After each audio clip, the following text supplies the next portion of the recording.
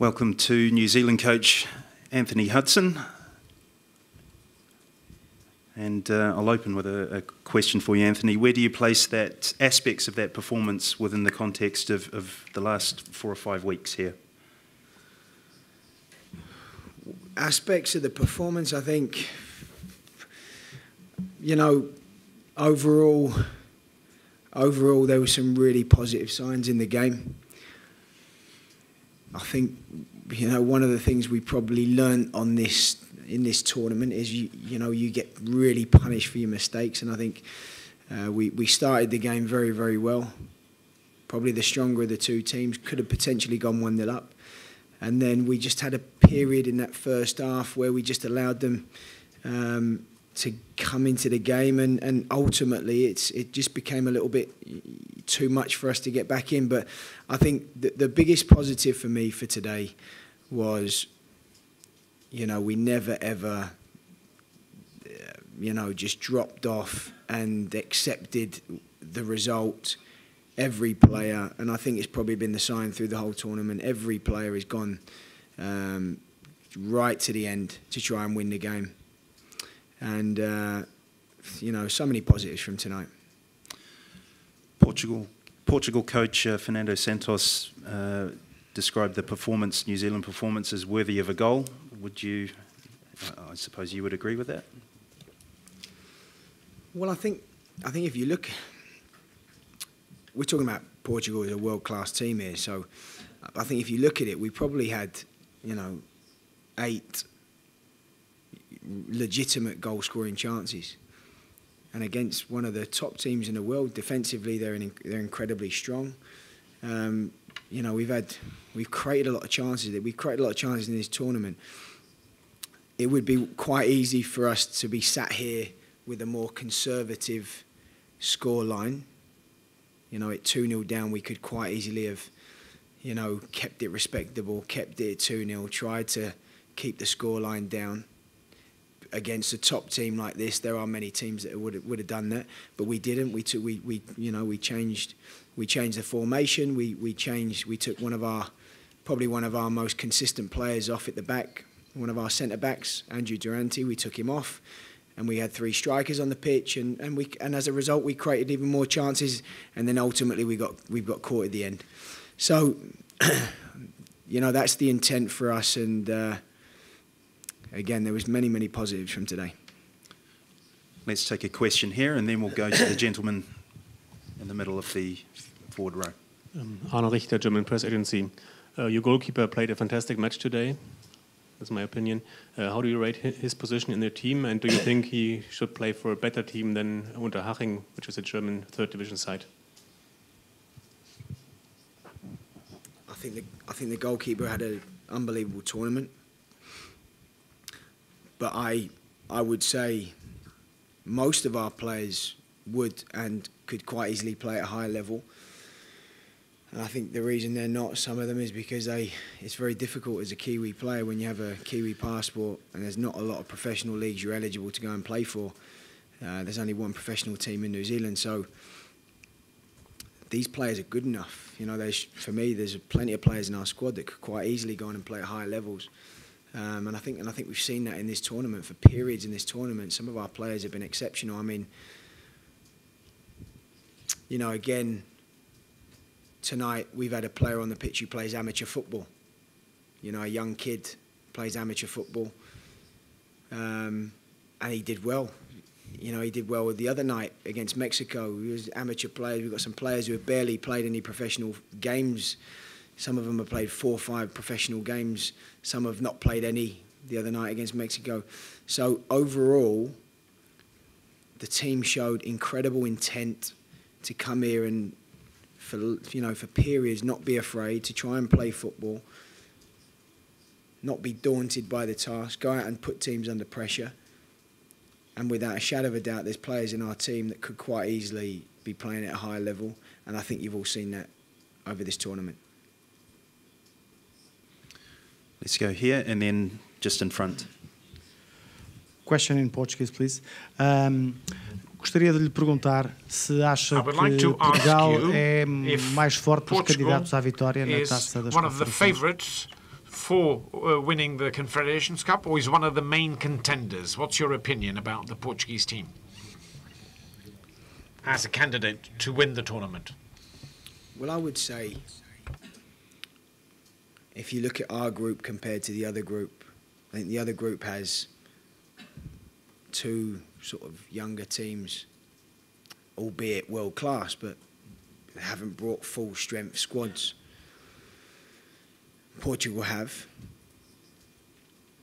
I think it was an incredible sign of respect, the fact that when we get the team sheet an hour and a half before kick-off, you know, 95th ranked New Zealand sees a team sheet with Ronaldo, Pepe, Quaresma, all the top players, you know, and they didn't need to play them, and two are on a yellow card.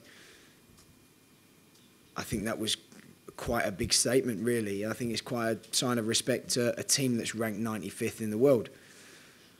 So, given the state of the two groups, I would say Portugal quite easily are one of the favourites. Absolutely. I mean, they have their strongest squad here. They have one of the best players in the world, if not the best player in the world. World-class team. I don't see why they cannot go on and win this tournament at all. Okay, here Sport TV and then Associated Press. Hello, I'm Thiago Dias from Globo Sport, Brazil. I'm going to ask in Portuguese. Na última Copa das Confederações, In the no last Brasil, a Confederations seleção Cup do in Brazil, Tahiti saiu de lá aplaudida mesmo com as derrotas e tornou-se o verdadeiro xodó, que é uma expressão brasileira, foi adotada pela torcida. Hoje, depois da derrota aqui, o estádio lotado, mesmo apoiando muito Cristiano Ronaldo, aplaudiu de pé a seleção da Nova Zelândia. É essa a lembrança que o senhor vai levar daqui? É essa a imagem que fica, esse reconhecimento? E como responder a tanto carinho por essa seleção? And how do you answer all the love and care that your team was shown here in Russia? Well, firstly, that sign, what you've said, the sign of respect and the love, as you call it, we can only say thank you, and it's amazing. And you know, words cannot explain how much we value that. It's incredible for the team. It's incredible for New Zealand, and most of all, the players deserve it. The players gave absolutely everything for their teammates, for themselves, and for the country. So to get that recognition is absolutely huge. On the other side of that, when the whistle blows and you don't get the result you want, you kind of don't hear too much that's going on. As well as the team have done, we still know.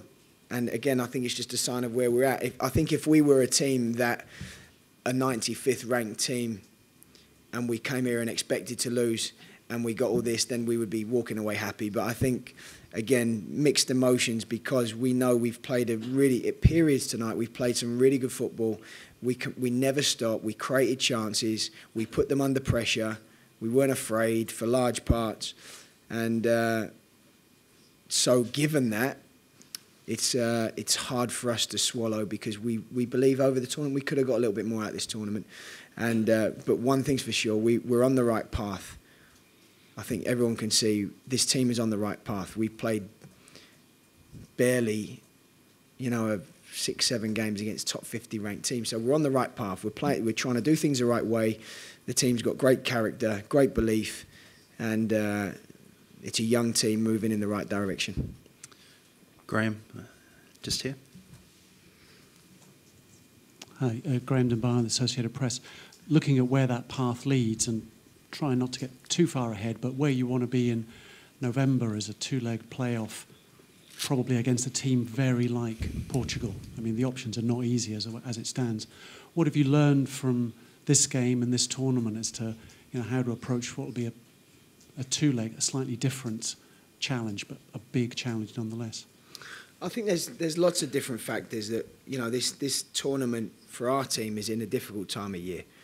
A lot of our players have not played professional football for a few months, A-League, and as I say, so we've got, you know, amateur players, young players. So I think when we get to that time of year, without question, we're going to be in better condition that time of year. I think we saw that at the end of last year.